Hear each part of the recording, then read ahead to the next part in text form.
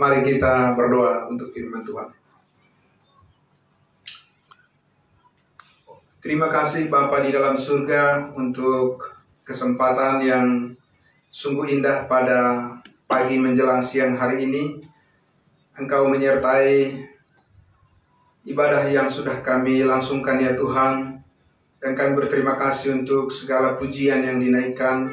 Dan terima kasih segala pelayanan yang dipersembahkan kepadamu ya Bapa. Terima kasih Tuhan untuk firman-Mu terus menerangi hati dan pikiran kami. Biarlah kiranya apa yang kami pelajari dari firman Tuhan pada hari ini, saat ini Tuhan terus meneguhkan iman kami. Dan semua orang boleh merasakan kebaikan dan kemurahan hati Tuhan melalui pengertian-pengertian yang disingkapkan melalui kebenaran firman Tuhan. Di dalam nama Tuhan Yesus kami berdoa dan bersyukur. Haleluya. Amin. Amin. Ya, oke. Ya, salam kudus Bapak Ibu Saudara. Salam kudus, haleluya, amin. Haleluya, puji Tuhan. Baik Bapak Ibu Saudara, mari kita kembali melanjutkan pembelajaran kita, firman Tuhan. Kita akan masih terus membicarakan bagaimana kuasa firman Tuhan yang terus memberkati kita dan menyelamatkan hidup kita. Dan kita akan membuka Alkitab kita dari Galatia pasal 2. Ya, Galatia pasal 2. Ya, Bapak Ibu Saudara, pada minggu kemarin kita sudah melihat bagaimana rasul kita, rasul bangsa lain yang ditunjuk oleh Yesus Kristus. Bukan kita yang memilih dia, bukan kita yang menunjuk dia menjadi rasul bagi bangsa lain, tapi Tuhan Yesus sendiri, yaitu Yesus Kristus yang sudah dimuliakan di surga. Amin ya. Nah, untuk itu Bapak Ibu Saudara, kita akan melihat lagi pada hari ini seperti apa sebetulnya keunikan daripada pemberitaan daripada Rasul Paulus tentang Yesus Kristus. Ini yang sangat luar biasa. Sangat luar biasa Bapak Ibu Saudara. Amin. Amin. Sangat luar biasa. Ya. Semakin kita mendalami bagaimana keunikan daripada pemberitaan Rasul Paulus kepada kita khusus bangsa lain itu, maka makin tajam Injil yang kita sampaikan. Iya, benar Saudara. Nah, dan ini adalah merupakan berkat yang sangat luar biasa bagi semua orang saat ini. Sangat luar biasa. Mari kita lihat Bapak Ibu Saudara. Saya akan membacakan sekali lagi dari Galatia pasal 2. Dari ayat 1 sampai ayatnya yang ke-10. Ya, kemudian setelah lewat 14 tahun, aku pergi pula ke Yerusalem dengan Barnabas dan Titus pun kubawa juga. Aku pergi berdasarkan suatu penyataan dan kepada mereka kubentangkan Injil yang kuberitakan di antara bangsa-bangsa bukan Yahudi. Dalam percakapan tersendiri kepada mereka yang terpandang, supaya jangan dengan percuma aku berusaha atau telah berusaha. Tetapi kendati pun Titus yang bersama-sama dengan aku adalah seorang Yunani, namun ia tidak dipaksa untuk menyunatkan dirinya. Memang ada desakan dari saudara-saudara palsu yang menyusup masuk, yaitu mereka yang menyelundup ke dalam untuk menghadang kebebasan kita yang kita miliki di dalam Kristus Yesus, supaya dengan jalan itu mereka dapat memperhambakan kita. Tetapi sesaat pun kami tidak mau mundur dan tunduk kepada mereka, agar kebenaran Injil dapat tinggal tetap pada kamu. Dan mengenai mereka yang dianggap terpandang itu, bagaimanapun kedudukan mereka dahulu, itu tidak penting bagiku. Sebab Allah tidak memandang muka. Bagaimanapun juga mereka yang terpandang itu tidak memaksakan sesuatu yang lain kepadaku. Tetapi, ya, mulai dari sini kita perhatikan. Tetapi sebaliknya, setelah mereka melihat bahwa kepadaku telah dipercayakan pemberitaan Injil untuk orang-orang tak bersunat, sama seperti kepada Petrus untuk orang-orang bersunat. Karena ia yang telah memberikan kekuatan kepada Petrus untuk menjadi rasul bagi orang-orang bersunat, ia juga yang telah memberikan kekuatan kepadaku untuk orang-orang yang tidak bersunat. Maksudnya untuk menjadi rasul bagi orang-orang yang tidak bersunat. 9. Dan setelah melihat kasih karunia yang dianugerahkan kepadaku, maka Yakobus, Kefas, dan Yohanes yang dipandang sebagai soko guru jemaat berjabat tangan dengan aku dan dengan Barnabas sebagai tanda persekutuan, supaya kami pergi kepada orang-orang yang tidak bersunat dan mereka kepada orang-orang yang bersunat. Hanya kami harus tetap mengingat orang-orang miskin, dan memang itulah yang sungguh-sungguh kuusahakan melakukannya. Sekali lagi dari ayat 7.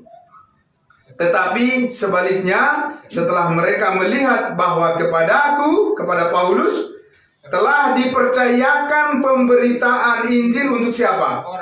Untuk orang-orang tak bersunat. Ya. Sama seperti kepada Petrus untuk orang-orang yang bersunat. Nah, apakah Bapak Ibu Saudara, sebelum bersidang, sebelum pertemuan di Yerusalem itu, apakah Petrus sudah mengerti berita Injil yang diberitakan oleh Paulus yang dipercayakan Tuhan kepadanya?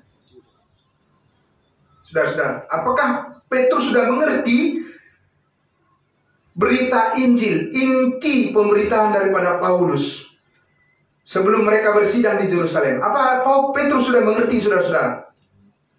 Ya, yang diberitakan oleh Paulus. Sekali lagi Bapak Ibu Saudara, kalau Petrus sudah mengerti, Yohanes sudah mengerti, mereka sama sekali tidak memerlukan persidangan itu. Buat apa, saudara? Ya, tidak penting itu. Saudara tidak perlu menjelaskan kepada orang yang sudah mengerti, bukan? Tidak perlu, saudara. Dan ini sebetulnya adalah merupakan suatu pengutusan yang khusus dilakukan oleh Tuhan kepada Paulus, agar 12 rasul di Yerusalem mengerti bahwa pemberitaan Injil yang disampaikan oleh Paulus kepada bangsa lain itu tidak sama dengan yang mereka terima dari Tuhan Yesus ketika Yesus bersama dengan mereka di bumi ini. Tidak sama sekali. Nah, karena itu Bapak Ibu Saudara, di Galatia pasal 2 ayat 2 ini dia katakan, coba kita lihat ayat 2. Aku pergi berdasarkan suatu apa? Penyataan, suatu wahyu, suatu revelation, saudara-saudara.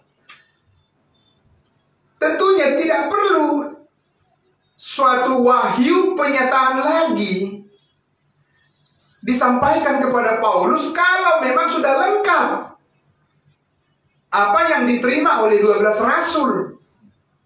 Amin. Justru karena belum lengkap, dan bahkan Bapak Ibu Saudara, ketika Paulus menganiaya orang-orang percaya kerajaan, gereja kerajaan, kawanan kecil, ketika Paulus menganiaya mereka, justru karena tahu apa yang diberitakan oleh Petrus itu. Saudara-saudara, Injil kerajaan yang diberitakan Petrus, Yohanes, dan sebagainya itu, Saulus tahu, dan mereka dianiaya. Nah, karena memang Tuhan punya tujuan tersendiri dan berbeda kepada Paulus, itu sebabnya saudara-saudara, dia tidak diselamatkan oleh pemberitaan dari apa yang disampaikan oleh Petrus dan Yohanes. Makanya dia katakan di pasal 1, aku tidak menerima pemberitaanku dari siapa? Dari manusia, dari rasul-rasul yang sebelumnya sudah percaya. Sama sekali dia tidak menerima pemberitaan Injil dari mereka. Karena memang ada satu keunikan, ada satu kekhususan, keistimewaan yang Tuhan berikan kepada Paulus sebagai inti pemberitaan dia. Bapak Ibu Saudara tahu bahwa apa yang diberitakan oleh Petrus 12 Rasul adalah terkait mulai dari kelahiran Yesus. Betul? Iya. Tapi Paulus memberitakan tentang Yesus mulai start dari kematiannya. Amin. Karena kelahiran Yesus sangat terkait dengan bangsa Israel. Janji Tuhan kepada nenek moyang mereka, benih Abraham yang harus lahir di tengah-tengah mereka. Nabi yang akan datang, yang sudah dinubuatkan, tidak bisa lahir di tempat lain. Harus di mana? Harus di tengah-tengah di Yerusalem, betul. Tapi mengenai keselamatan, berita keselamatan bagi bangsa lain, itu tidak dimulai, saudara-saudara, oleh Paulus dari kelahiran Yesus, dari kematiannya. Karena ini sesuatu yang berbeda. Ya, ini sesuatu rahasia. Ya. Nah, karena itu Bapak Ibu Saudara, Paulus katakan di ayat 2 itu, kepada mereka kubentangkan Injil. Kepada siapa dibentangkan Injil? Yang duduk di dalam sidang itu siapa? Ada Petrus, ada Yohanes, ada Yakobus, ada penatua-penatua di Yerusalem. Paulus menjelaskan, mengajar mereka. Tentang apa? Ini bukan masalah tentang Yesus adalah Tuhan. Semua rasul sudah tahu itu. Ya. Yesus mati di kayu salib, semua rasul sudah tahu itu. Tapi mengenai Yesus Kristus mati di atas kayu segala dosa umat manusia sebagai dasar keselamatan bagi setiap orang yang percaya, itu belum tahu mereka. Dan tidak pernah mereka ajarkan itu, saudara. Ya. Nah, itu makanya bagi ke-12 rasul itu di Yerusalem, mereka heran. Kenapa? Nah, karena itu saudara-saudara, oleh sebab kepada 12 rasul itu, Yesus memberitakan Injil Kerajaan. Injil Kerajaan ini adalah berbicara tentang prospek daripada ya kerajaan Allah yang datang, yang turun ke bumi ini, dan itu dijanjikan melalui sebuah bangsa pilihan, yaitu bangsa Israel. Nah, sedangkan Injil kasih karunia Allah yang diberitakan oleh Rasul Paulus, saudara-saudara, itu adalah berbicara prospek daripada rencana dan kehendak Allah bagi sekelompok orang yang akan ditempatkan di mana? Di atas, di surga. Berbeda atau sama? Berbeda atau sama, saudara? Tidak akan sama, saudara. Ya. Pengharapannya saja udah sangat berbeda. Orang Israel tidak pernah berpikir bahwa mereka akan menantikan Yesus datang, akan menantikan Yesus membawa mereka ke mana? Ke atas, ke surga. Tidak pernah mereka berpikir itu. Nggak pernah dinubuatkan begitu. Ya kan? Tetapi mereka menanti-nantikan Yesus di mana? Di bumi. Dan Yesus juga mengajar kepada mereka harus menantikan Yesus di mana? Di bumi. Di bumi yang baru. Bapak Ibu Saudara. Betul?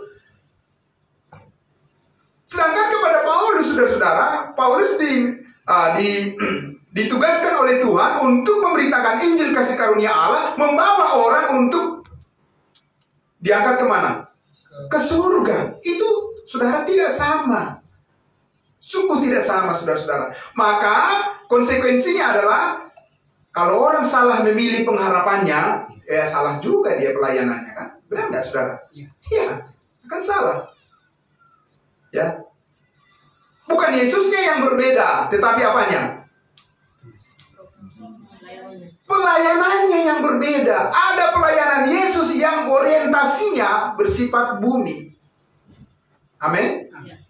Iya, ada pelayanan Yesus yang orientasinya bersifat surga di atas.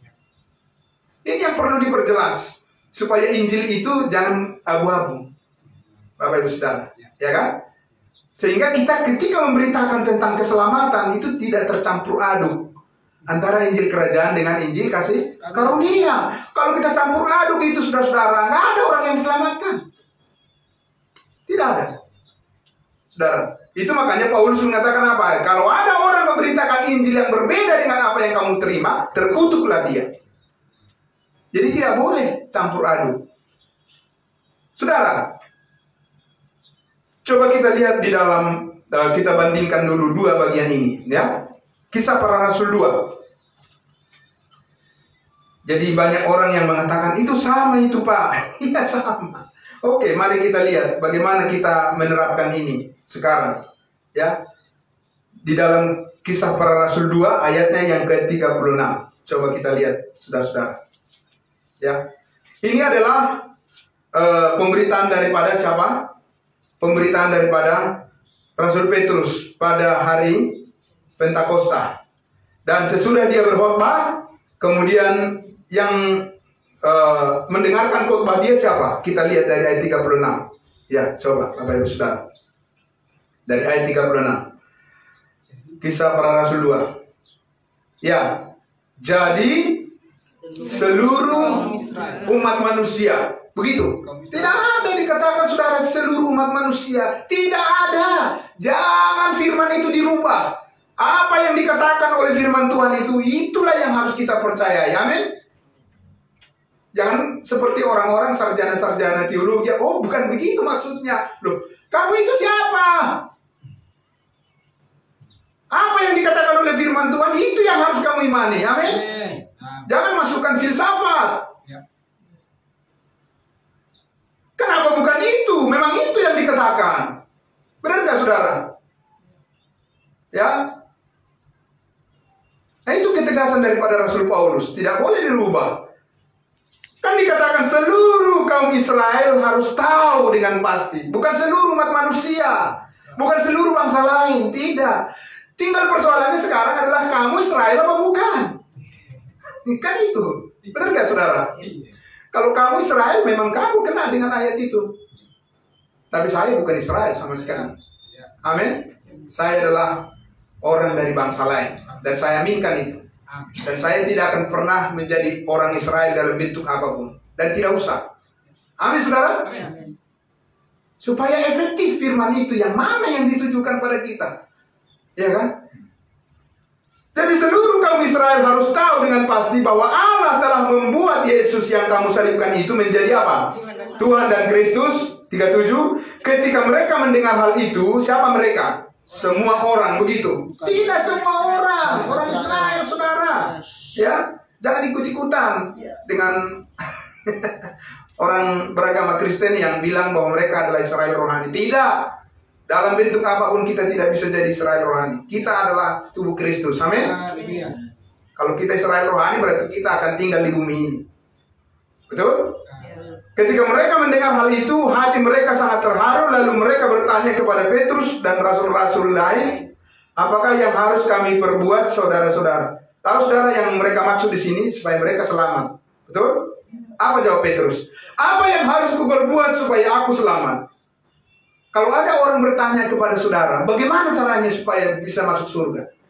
Apa saudara hanya mengatakan, terima Yesus, terima Yesus, terima Yesus, itu apanya? Seperti apa saudara? Percayalah Yesus adalah Tuhan dan Juru Selamat. Iya, bagaimana dengan dosa-dosanya? Amin. Bagaimana dengan dosa-dosa orang itu? Terima Yesus adalah Tuhan dan Juru Selamat. Seperti apa dia mengerti? Karena dosa lah yang menghalangi manusia masuk surga, kan? Amin. Jadi persoalannya di situ. Kalau kepada bangsa Israel, memang mereka ada perjanjian kepada nenek moyang mereka. Amin. Walaupun Petrus tidak percaya atau belum percaya ke salib Kristus, tapi ketika dia percaya Yesus adalah Mesias, dia anak Allah, dia selamat enggak? Selamat. Amin. Tapi sekarang ini saudara-saudara, apa yang harus kita imani supaya kita diselamatkan? Apa yang harus orang percayai, kebenaran, firman, supaya dia beroleh hidup yang kekal. Amin. Jangan hanya beragama aja. Amin saudara. Harus beriman. Kalau beragama itu gampang. Ya kan? Sebetulnya beriman juga gampang. Tapi artinya kalau beragama keturunan juga jadi. Ya kan? Tapi kalau beriman tidak bisa keturunan. Harus apa? Secara pribadi harus percaya. Yesus mati disalibkan mengampuni segala dosa. Sekarang kita lihat apa yang dikatakan Petrus di sini. Ya, jawab Petrus apa? Jawab Petrus kepada mereka apa? Bertobatlah. Satu. Yang kedua, Dan hendaklah kamu masing-masing memberi dirimu di dua. Nanti saudara bandingkan dengan Injil kasih karunia. Apakah memang begitu caranya orang selamat saat ini? Bertobat, kemudian apa? Dibaptis, kemudian apa lagi? Di situ dikatakan untuk pengampunan dosamu. Berarti bertobat dan dibaptis supaya dapat pengampunan. Apa itu Injil kasih karunia, saudara? Nanti orang bilang, iya itu Injil, sama aja Injil itu, sama aja. Oke, kalau sama aja, bagaimana orang saat ini karena bertobat dan dibaptis lalu dia mendapat pengampunan? Bukankah Yesus sudah mati di atas kayu salib mengampuni segala dosa, amin? Apakah karena ada perbuatan yang dilakukan supaya dosa diampuni? Saudara bisa memilih sendiri, amin? Tapi Injil harus jelas disampaikan. Amin, saudara? Iya, setiap orang boleh memilih sendiri apa yang harus dipercayainya. Tapi kita harus menjelaskan sedetail mungkin. Amin? Tidak boleh abu-abu. Bertobat itu apa bertobat, saudara-saudara? Mengakui dosa-dosa supaya kamu diampuni. Apakah karena kita mengaku dosa kita diampuni atau karena Yesus mati di atas kayu salib? Ini harus jelas dulu nih, saudara. Kalau enggak ada orang yang selamat dari pemberitaan Injil, saudara.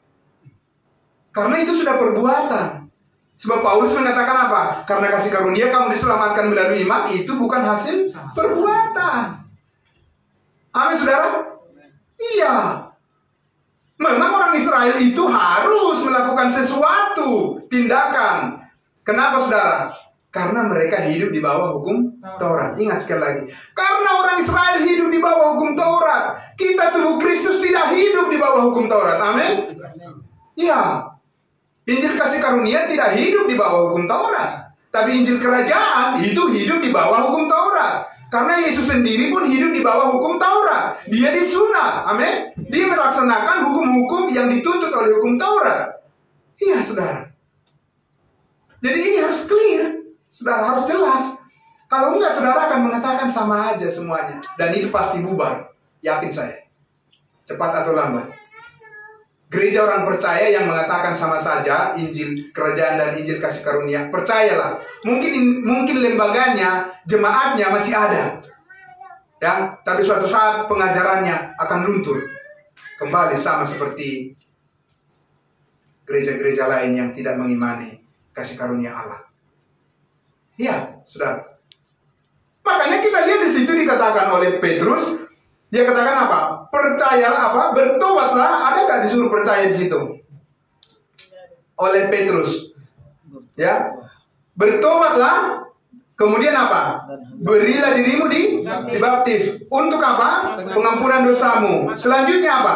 Maka kamu akan menerima karunia. Apa itu yang saudara sampaikan Injil kasih karunia? Ketika percaya akan menerima Roh Kudus? Tidak, saudara. Iya. Ini jantung daripada Injil, pemberitaan Injil. Bukan soal besarnya gereja, banyaknya aset, tidak. Benarnya pengajaran, amin? Iya, saudara. Kalau soal apa yang ada di dunia ini, orang yang tidak beriman juga lebih memiliki daripada orang yang mengaku percaya Yesus. Amin? Mereka pemimpin di dunia ini. Orang yang tidak percaya Yesus. Jangan membanggakan hal-hal yang tidak berhubungan dengan iman saudara sebagai tubuh Kristus. Amin? Iya. Akan menerima Roh Kudus. Itu berita Injil kerajaan yang disampaikan oleh siapa? Petrus. Apa saudara mau menerapkan itu sekarang di dalam gereja?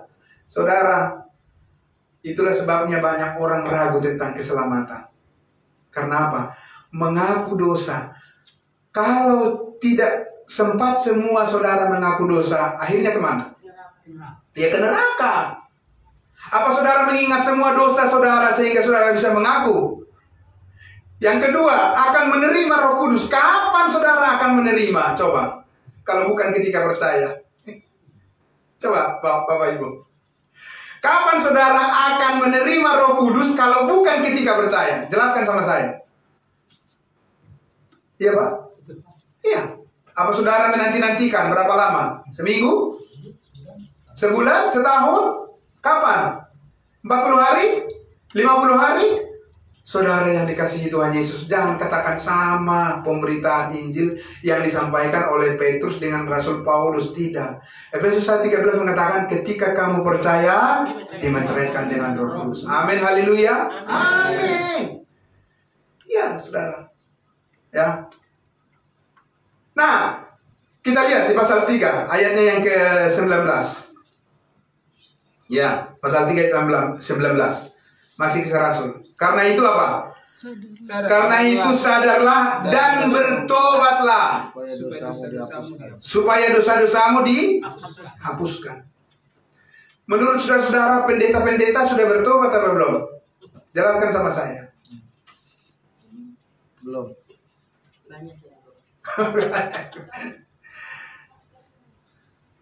Dari mana kita tahu bahwa banyak yang belum? Bertobat. Oh iya, betul, benar. Dari pengajarannya, karena mereka masih merasa belum diampuni. Iya. Jangan bilang karena dia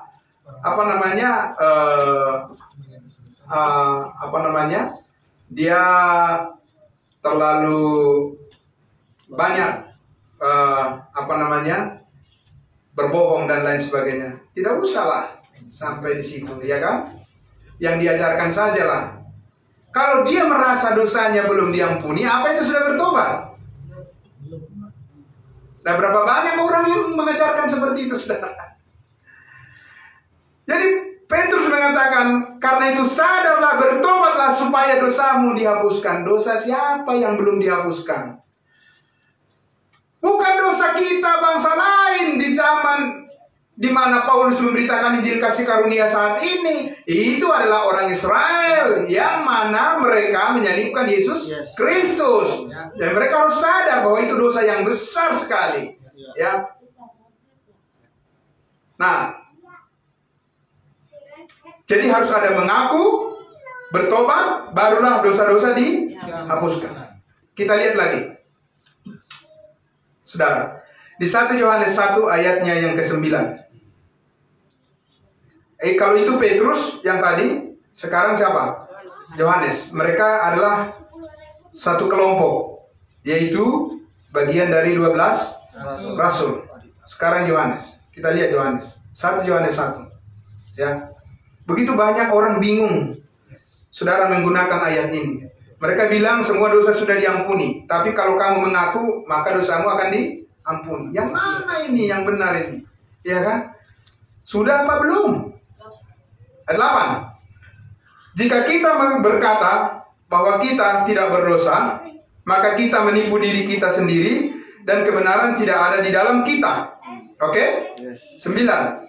Jika kita mengaku dosa kita, maka Ia adalah setia dan adil sehingga Ia akan mengampuni segala dosa kita dan menyucikan kita dari segala kejahatan. Akan. Apa saudara masih akan diampuni atau sudah diampuni?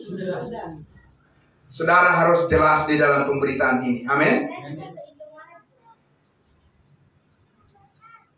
Siapa kita yang dimaksud di situ? Bangsa Israel.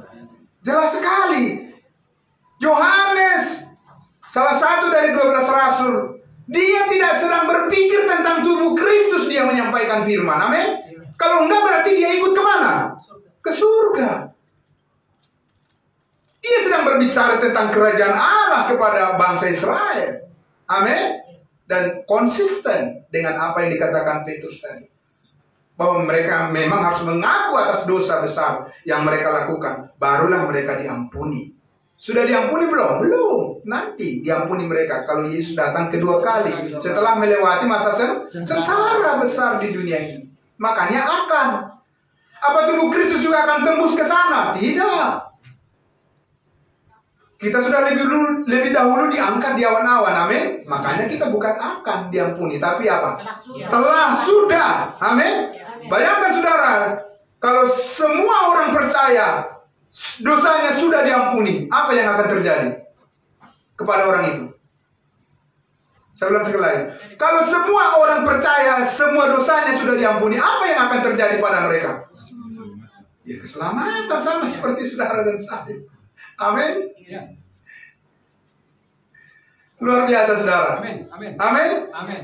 Orang berbicara sekarang seberapa besar perbuatan yang dilakukan. Ya, seberapa suci hidupnya, seberapa benar dia sekarang. Mereka berbicara seperti itu. Tapi mereka tidak pernah yakin kepastian keselamatan. Selalu mudah-mudahan, bukan? Iya. Karena konsepnya salah.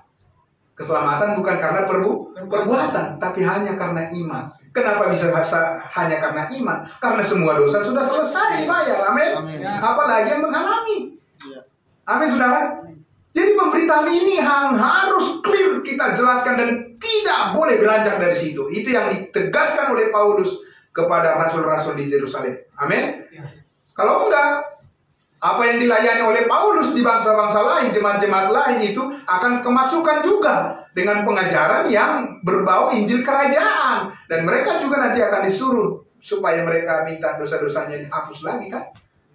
Benar nggak, saudara? Kalau tidak ditegaskan oleh Paulus itu. Amin? Masuk penyusup. Pertama-tama mereka bilang apa? Tidak bisa kamu selamat kalau tidak melakukan hukum Taurat. Itu dulu kan? Pertama. Iya. Dan di bawah hukum Taurat adalah selalu dosa belum selesai. Iya. Setiap zaman di mana orang hidup di bawah hukum Taurat, ya itu berarti belum selesai dosa-dosa. Tapi kalau sudah tidak di bawah hukum Taurat lagi, berarti semua sudah selesai. Amin. Itulah kita saat ini. Posisi kita saat ini. Saudara, sekarang kita lihat lagi di dalam 1 Petrus 2. Coba, itu Yohanes tadi ya. Oke, kita, mereka. Saya tidak ada di situ. Saya tidak merasa bahwa dosa saya akan diampuni. Sudah. Itu yang saya pahami. Ya, telah diampuni. Amin. Karena Yesus saya sudah mati di atas kayu salib. Dan dia sudah berkata, sudah selesai. Saya hanya percaya saja dengan itu. Dan cukup. Amin. Tidak perlu saya harus melakukan apa lagi untuk itu.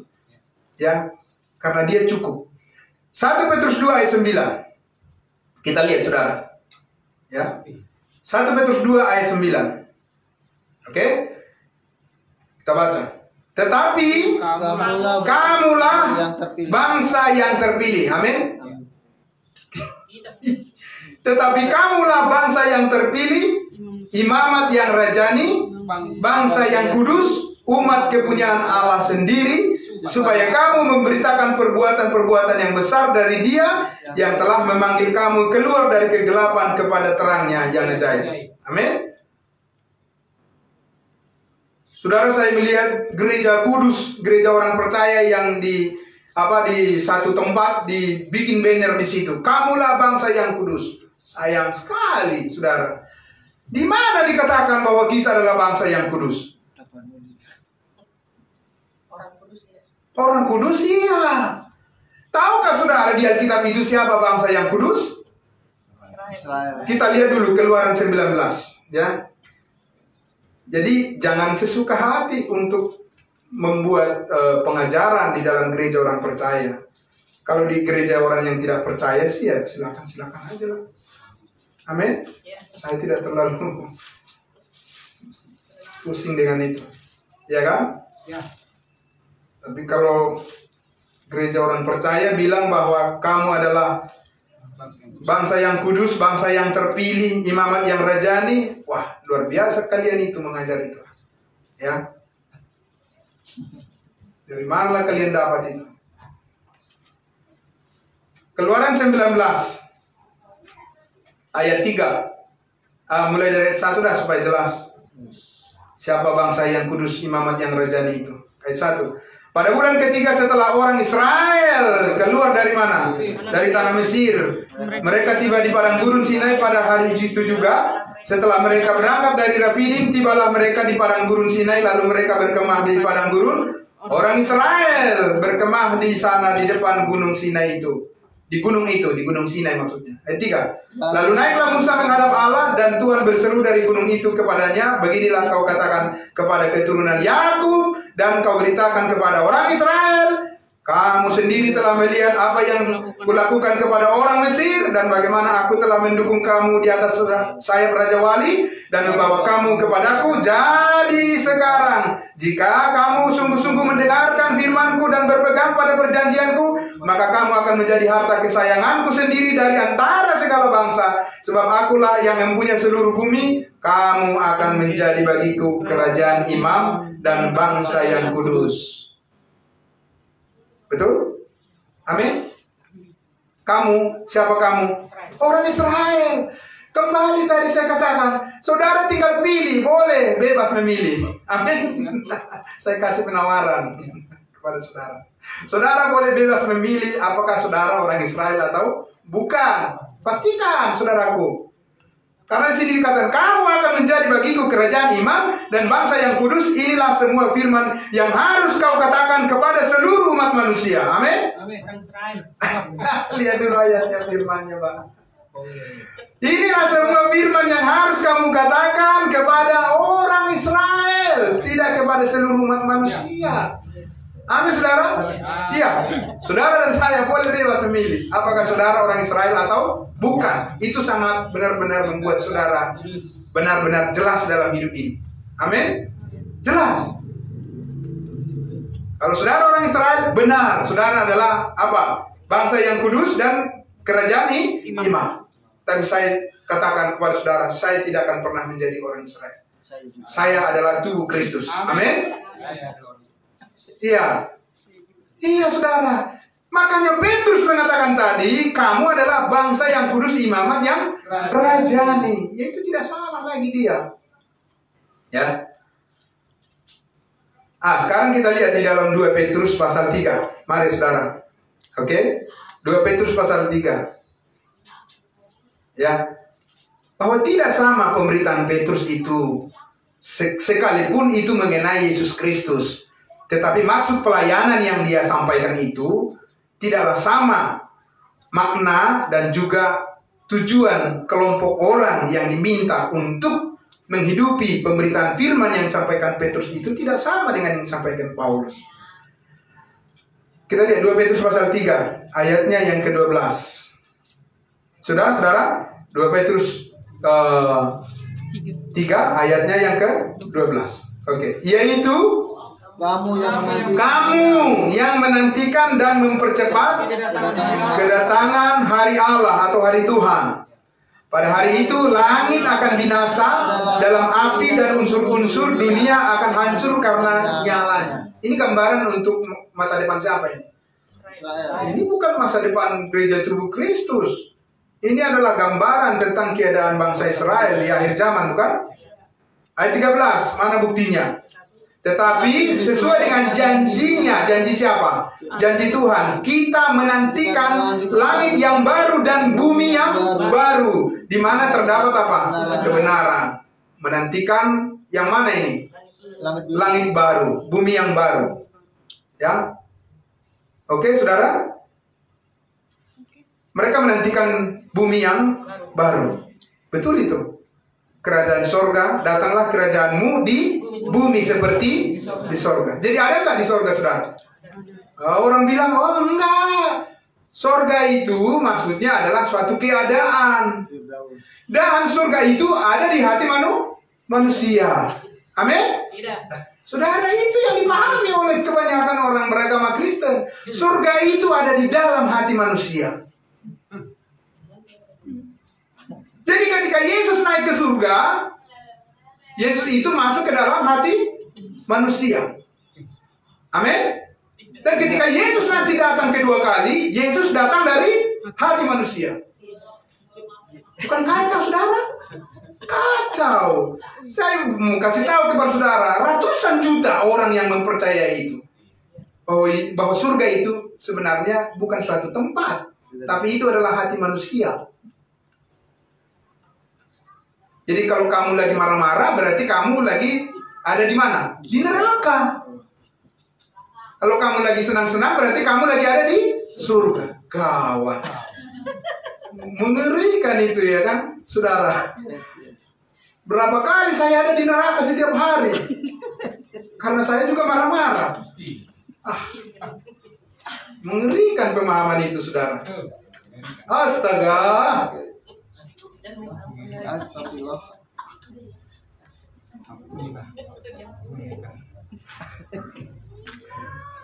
Itu sudah dijadikan oleh Allah. Kejadian 1 ayat 1. Pada mulanya Allah menciptakan langit dan bumi, di atas dan di bawah. Amin, saudara.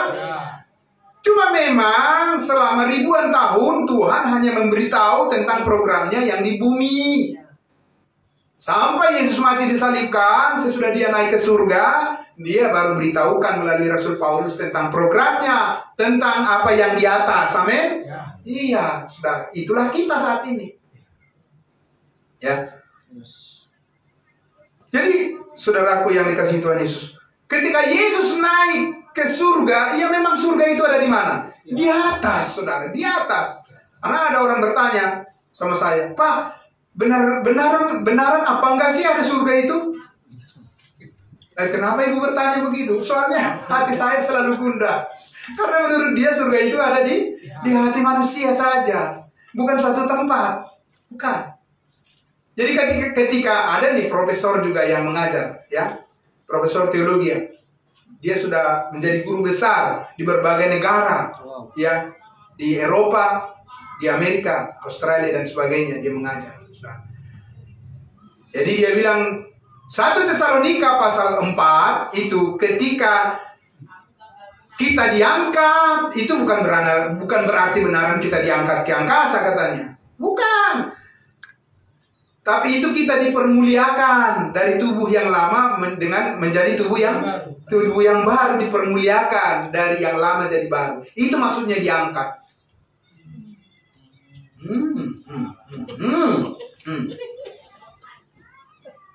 Oke. Sekarang kalau Yesus turun, apa artinya? Terus kemuliaannya turun begitu? Merendah. Astaga. Saudara yang dikasihi Tuhan Yesus, paham saudara sekarang? Karena menurut dia surga itu tidak ada di atas. Adanya hanya di mana? Di hati. Adanya hanya di bumi. Di hati. Sudah? Makanya semua orang menurut dia nanti adalah tinggal di mana? Di bumi ini. Tidak ada dia bilang naik ke surga. Di hari kedua. Saudara yang dikasihi Tuhan Yesus, kita lihat di ayatnya yang ke-13. Iya. 13 sudah tadi ya? Oh, saya mau jelaskan sedikit dulu. Bumi yang baru di mana terdapat apa? Kebenaran. Ada nggak kebenaran di dalam bumi yang baru? Ya. Ada kebenaran kerajaan Allah. Ya. Amin, saudara. Ya. Iya, kerajaan yang sempurna di bawah Raja segala raja, yaitu Mesias Yesus Kristus. Ya. Lalu pertanyaannya, ada nggak kebenaran Allah di surga yang di atas? Ada. Kebenaran tubuh Kristus, di mana dia adalah sebagai kepala. Amin. Dan kita adalah anggotanya. Amin. Itu yang kita nikmati saat ini. Orang Israel sedang dipending untuk menikmati berkat-berkat kerajaan surga yang diperuntukkan pada mereka. Tapi banyak orang yang mengejar itu. Padahal Tuhan tidak sedang menawarkan itu kepada manusia sekarang sebagai jalan untuk bertemu dengan Allah. Tidak. Sekarang ini Allah menawarkan kepada manusia melalui berita Injil kasih karunia Allah. Ya. Untuk ditempatkan di dalam tubuh Kristus dan akan diangkat di awan-awan nanti. Inilah yang dikatakan oleh Petrus, saudara-saudaraku, di ayatnya yang ke-14. Kita lihat ayat 15 lah. Anggaplah kesabaran Tuhan kita sebagai kesempatan bagimu untuk beroleh selamat. Seperti juga Paulus, saudara kita yang kekasih, telah menulis kepadamu menurut hikmat yang dikaruniakan kepadanya. Ini pengakuan siapa nih? Pengakuan Petrus sesudah mereka bersidang di Yerusalem, bukan? Amin? Iya. Ayat 16. Hal itu dibuatnya dalam semua suratnya apabila ia berbicara tentang perkara-perkara ini. Perhatikan Bapak Ibu Saudara, dalam surat-suratnya itu ada hal-hal yang sukar dipahami. Amin? Itu pengakuan daripada Petrus, Saudara. Ada hal yang sukar, yang sulit dipahami, dimengerti tentang surat-surat daripada Rasul Paulus. Amin. dari Roma sampai Filemon. Itu pengakuan Petrus, saudara. Setelah dia mendengar penjelasan Paulus ketika mereka bersidang di Yerusalem. Bersyukur saudara dan saya kalau saat ini sudah sangat memahami atau sangat tertarik memahami surat-surat daripada Rasul Paulus. Sehingga orang-orang yang tidak memahaminya dan yang tidak teguh imannya memutarbalikannya menjadi apa? Kebinasaan mereka sendiri. Sama seperti yang juga mereka buat dengan tulisan-tulisan yang lain. Oke, saudara. Puji Tuhan. Sekarang saya mengajak kita untuk melihat 1 Korintus 15. Ya, 1 Korintus 15. 1 Korintus 15 inilah inti wahyu yang disampaikan oleh Tuhan Yesus kepada Paulus untuk disampaikan kepada kita, kepada bangsa-bangsa lain. Apa, saudara? Ya, ayat 3, 1 Korintus 15. Sebab yang sangat penting telah kusampaikan kepadamu, yaitu apa yang telah kuterima sendiri, ialah bahwa Kristus telah mati karena dosa-dosa kita. Ini terjemahannya karena dosa-dosa kita. Agak disembunyikan. Segala dosa. Kalau kita lihat di Alkitab King James Version dikatakan karena segala dosa kita. Amin. Dosa-dosa tidak sama dengan segala. Walaupun dua-duanya bentuk jamak. Tapi ada bentuk jamak, sebagian juga jamak kan? Lebih dari satu. Tapi kalau segala artinya apa? Semuanya. Itulah berita yang paling penting yang Tuhan sampaikan kepada Paulus. Amin. Amin. Dan juga kepada saudara. Dan kepada semua orang saat ini. Ayat 4. Bahwa ia telah dikuburkan dan bahwa ia telah bangkit pada hari yang ketiga. Amin. Itulah berita Injil kasih karunia Allah saat ini, Bapak Ibu Saudara. Sekarang kita lihat kembali ke Efesus 1. Mari. Bagaimana Rasul Paulus meneguhkan pemberitaan Yesus mati hapus semua dosa. Bagaimana cara meneguhkannya, saudara? Ya, begini cara meneguhkannya dia sampaikan. Di ayat 13. Di dalam Dia kamu juga, karena kamu telah mendengar firman kebenaran, yaitu Injil keselamatanmu. Amin. Mana Injil keselamatanmu, saudara-saudara? Banyak orang saat ini tidak mempunyai Injil keselamatan. Sehingga dia tidak tahu apakah dia sudah diselamatkan apa belum. Betul? Ya. Begitu banyak orang saat ini tidak mempunyai Injil keselamatan. Sehingga dia tidak tahu apakah dia sudah diselamatkan atau belum. Bersyukur saudara sudah memiliki Injil keselamatanmu. Amin. Haleluya, puji Tuhan saudara. Amin. Jalanilah kehidupan ini dengan penuh damai sejahtera saudara. Amin. Dengan penuh sukacita dan semangat hidup. Karena saudara sudah memiliki Injil keselamatan yang telah menyelamatkan hidup saudara. Amin saudara. Iya. Itu jalan yang lurus. Amin. Nggak bengkok-bengkok lagi. Lurus dan pasti. Nah, yaitu Injil keselamatanmu, di dalam Dia kamu juga ketika kamu percaya dimateraikan dengan kamu akan menanti-nantikan turunnya Roh Kudus. Begitu? Tidak ada itu Injil kasih karunia Allah, bukan pemberitaan Injil kasih karunia Allah akan menerima Roh Kudus. Langsung telah dimeteraikan. Percayalah, Roh Kudus sudah ada di dalam diri dan kehidupan saudara. Amin. Dan itu permanen. Siapa yang menaruh? Allah sendiri. Jangan saudara katakan, tapi saya nggak merasakan apa-apa, nggak bergetar-getar lidah saya. Nggak usah pakai getar-getar begitu. Nggak ada kayaknya bunyi-bunyi bahasa-bahasa lain. Tidak usah saudara. Cukup bahasa Tuhan aja. Amin. Iya. Siapapun yang ragu tunjukkan kepada mereka. Ini bahasanya. Amin. Nggak usah komat kamit, nggak usah macam-macam. Baca saja dan percayai. Amin. Langsung dimeteraikan dengan Roh Kudus. Ya, haleluya. Amin. Kok masih ngotot banyak segala macam cara buat apa? Tuhan memberikan begitu sederhana untuk dinikmati. Hidup udah susah. Amin. Iya. Saudara memerlukan sesuatu yang membuat saudara rileks dalam hidup yang keras ini. Amin saudara. Amin. Dunia udah memberikan saudara hidup yang keras. Saudara juga belajar firman masih merasa juga apa? Keras. Aduh, susah dipahami katanya. Susah lah. Karena apa? Campur aduk Gaduh-gaduh. Injilnya. Iya, nggak tahu benang merahnya di mana. Percaya dan dimeteraikan dengan Roh Kudus. Yakin saudara ada Roh Kudus untuk apa? Ayat 14. Dan Roh Kudus itu adalah apa? Jaminan bagian kita sampai kapan? Memperoleh seluruhnya. Bukan sampai saudara tidak berbuat dosa. Bukan saudara disuruh berbuat dosa. Tetapi namanya kita hidup di dalam daging ini, tidak mungkin kita tidak mengalami kegagalan, bukan? Yes. Tapi sampai kegagalan itu pun terjadi, Tuhan tidak meniadakan janjinya. Amin. Amin. Karena Dia setia sampai kita memperoleh seluruhnya. Amin. Itu penebus. Yaitu menjadi penebusan yang menjadikan kita milik Allah, memuji kemuliaannya. Itu artinya apa? Kapan saja Yesus datang, Yes. kita pasti berjumpa dengan Dia. Amin. Dari mana saudara tahu? Ya dari firman ini. Bukan karena komat kami dan sebagainya, atau karena punya pengetahuan setinggi langit dan sebagainya, karena sudah punya gelar titel ini dan itu. Enggak, itu tidak penting. Amin saudara. Ya. Yang penting adalah apa yang dikatakan oleh firman Tuhan adalah ketika percaya dimeteraikan dengan Roh Kudus, dan Roh Kudus itu adalah jaminan sampai berjumpa dengan Yesus. Amin. Haleluya. Amin. Amin. Apalagi yang mau ditambahkan saudara? Tambahin lagi pengetahuan macam-macam. Ya kan?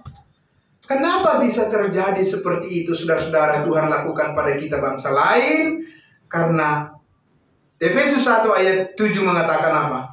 Sebab ayat 1. Sebab di dalam Dia, ingat kata-kata kuncinya apa? Di dalam Dia, di dalam saudara, bukan di luar Yesus. Kapanpun saudara tidak pernah berada di luar Yesus lagi. Amin. Selalu di dalam. Bayangkan itu saudara. Apa yang membuat saudara dan saya lagi menjauhkan saudara dari kasih Kristus? Dunia ini menjauhkan kita dari kasih Tuhan? Tidak mungkin. Amin saudara. Karena kita sudah ada di dalam Yesus. Kenapa di dalam Yesus? Di dalam Dia dan oleh darahnya kita beroleh penebusan, yaitu pengampunan segala dosa. Bukan pengampunan dosa. Bagaimana terjemahannya di situ? Yaitu pengampunan dosa. Kalau tadi masih ada dosa-dosa, sekarang dikurang-kurangi. Memang begitu, saudara. Kalau kita nggak teliti, nggak kita selidiki, itu begitu aja, ya kan? Ada dikurang-kurangi. Tadi masih dosa-dosa, masih jamak. Sekarang apa? Tunggal. Itu segala dosa. Ya, perhatikan kalau saudara mau lihat di terjemahan yang berbahasa Inggris di Alkitab, ya King James Version. Ya, King James. Jadi dikatakan karena kita sudah apa? Memperoleh pengampunan segala dosa menurut hukum Taurat. Amin. Kekayaan kasih karunia-Nya. Menurut hukum Taurat? Tidak, menurut kekayaan kasih karunia-Nya. Saudara, di dalam hukum Taurat, saudara tidak memperoleh pengampunan segala dosa bagaimanapun caranya. Tidak mungkin. Iya. Itu makanya ketika kami berdiskusi dengan seseorang pengajar hukum Taurat, ya, dengan pendeta Pardosi waktu itu, dia bilang, saya bisa melakukan hukum Taurat semuanya. Ah, masa iya Pak? Saya bilang, iya, ya kan? Dia bilang begitu Pak. Saya bisa melakukan semua hukum Taurat. Saya jamin itu. Oh ya? Luar biasa. Tapi kan di awal kami acara itu dia memimpin doa. Di dalam doanya itu dia bilang, Tuhan ampunilah dosa-dosa kami. Terus saya bilang sama dia, tapi Bapak tadi di awal berdoa, Bapak bilang ampunilah dosa-dosa kami. Tapi Bapak bilang Bapak bisa melakukan seluruh hukum Taurat. Nah berarti Bapak banyak dosa dong. Kalau enggak, kenapa Bapak minta ampun? Nah bukan begitu maksud saya katanya. Nah itulah manusia selalu ngeles kan.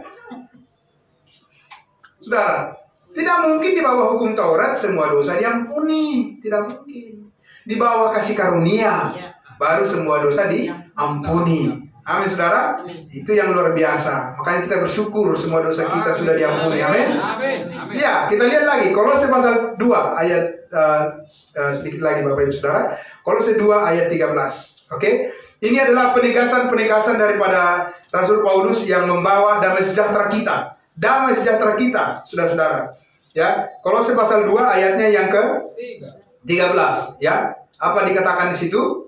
Dahulu kalian sudah Kamu juga meskipun dahulu mati oleh pelanggaranmu dan oleh karena tidak disunat secara lahiriah. Yes, itu sudah jelas. Bangsa lain tanpa Allah, tanpa Kristus, begitu ya. Itu dahulu. Telah dihidupkan Allah bersama-sama dengan Dia, dengan Kristus, sesudah Ia mengampuni segala pelanggaran kita. Amin. Itu baru jelas. Banyak orang bilang, "Ya benar, Yesus mati menghapuskan dosa, tapi itu dosa warisan." Oh ya?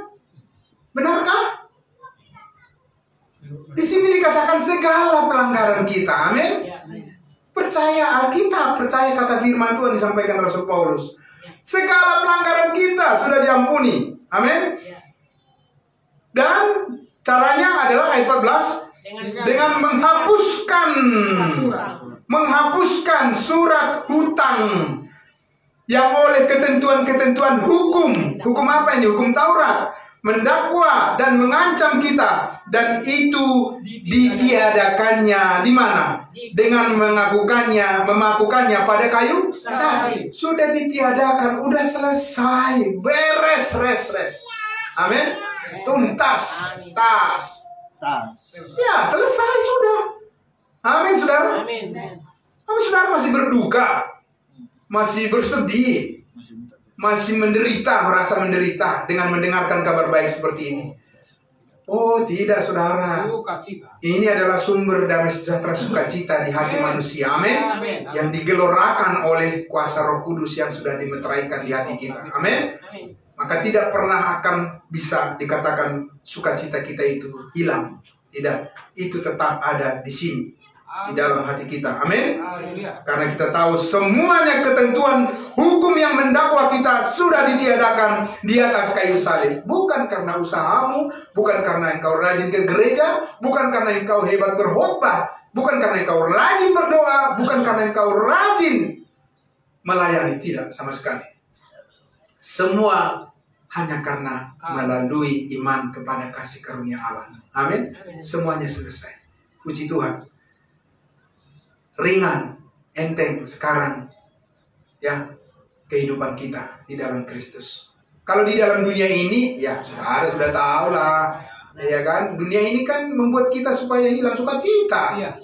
Ya kan? Dunia ini menekan terus. Ya kan? Dunia ini berbohong dan menipu.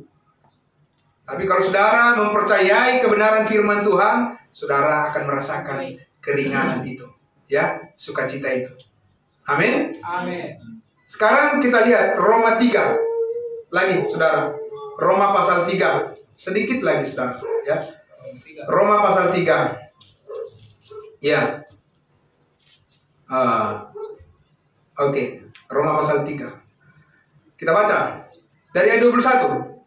Oke?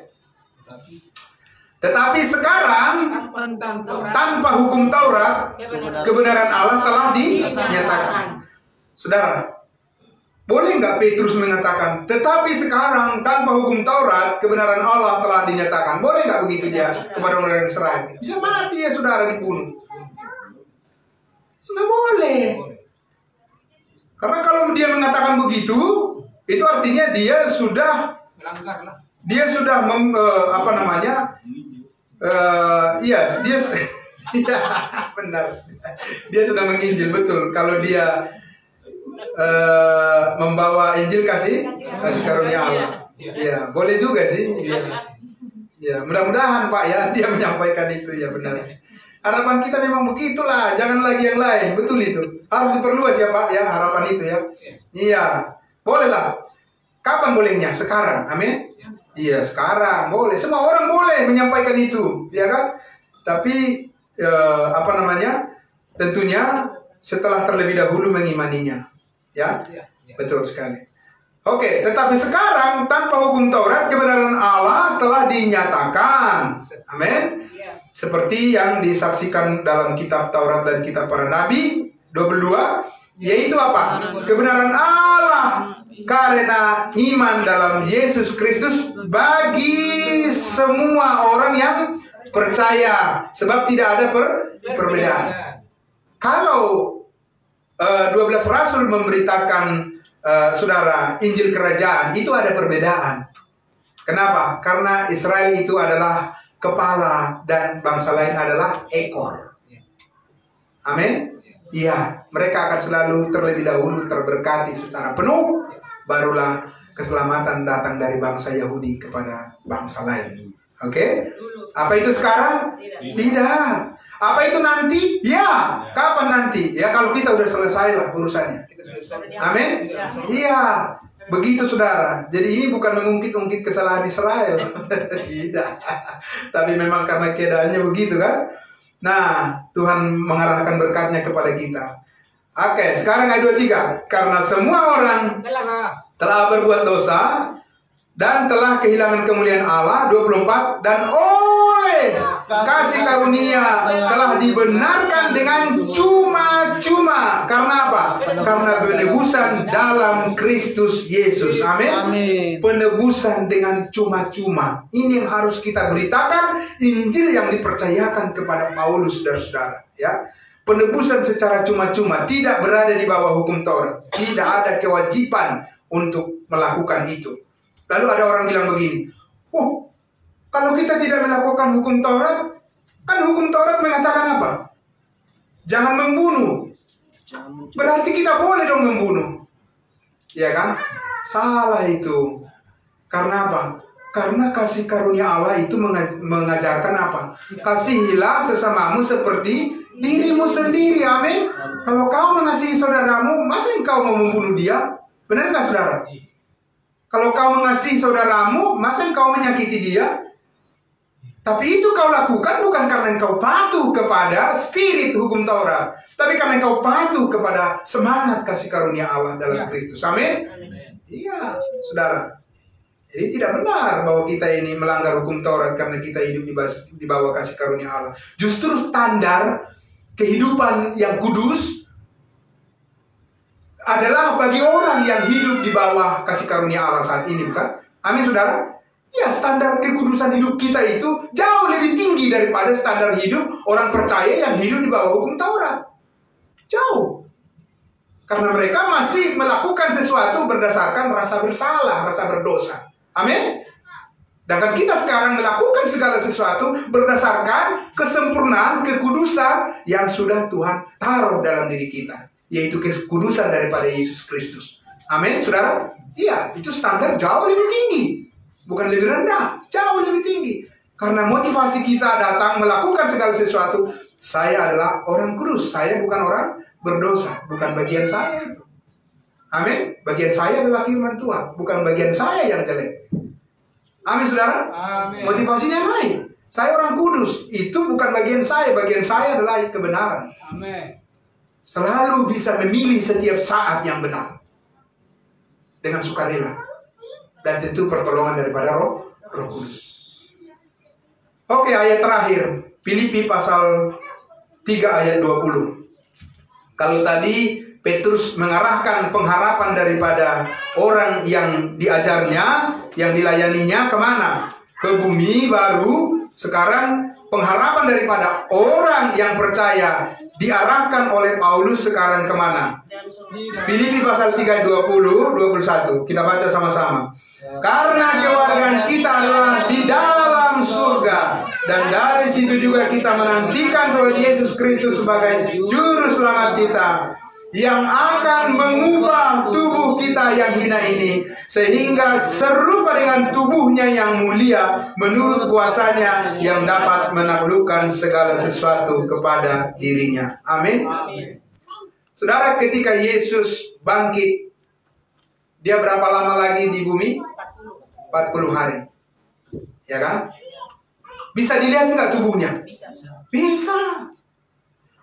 Itu adalah mewakili tubuh kebangkitan daripada orang Israel yang bisa dilihat di bumi ini. Amin, saudara? Iya. Maka tidak heran ketika Yesus nanti memerintah sebagai Raja di Yerusalem, masih bumi yang lama ini, mata kepala manusia yang bertubuh jasmani begini bisa melihat dia. Kalau dia turun ke bumi ini. Amin, saudara? Tapi bagaimana dengan tubuh Kristus? Tidak ada dikatakan bahwa kita bisa dilihat tubuh kita sekejap mata dirubah, lalu diangkat ke surga. Nggak ada orang yang bisa menyaksikan. Itu bedanya. Saudara, sangat luar biasa. Selesai. Kalau Yesus 40 hari dia tunjukkan, bahkan dia apa? Makan apa? Makan ikan goreng. Gitu. Padahal itu sudah tubuh apa? Tubuh kemuliaan, tubuh kebangkitan itu yang tidak akan mati lagi. Iya. Itu adalah representasi daripada tubuh daripada orang Israel di kerajaannya di bumi. Saudara, kalau tubuh kita, tubuh yang surgawi, tidak dikatakan bahwa itu bisa dilihat oleh mata kepala jasmani manusia. Tidak dikatakan. Karena dikatakan dengan sekejap mata diubah, lalu kita diangkat ke surga. Amin, saudara. Amin. Jadi saudaraku yang dikasihi Tuhan Yesus, sekali lagi, ketika kita memberitakan Injil kasih karunia Allah, maka kita harus menyampaikan apa yang paling penting yang disampaikan oleh Rasul Paulus tadi.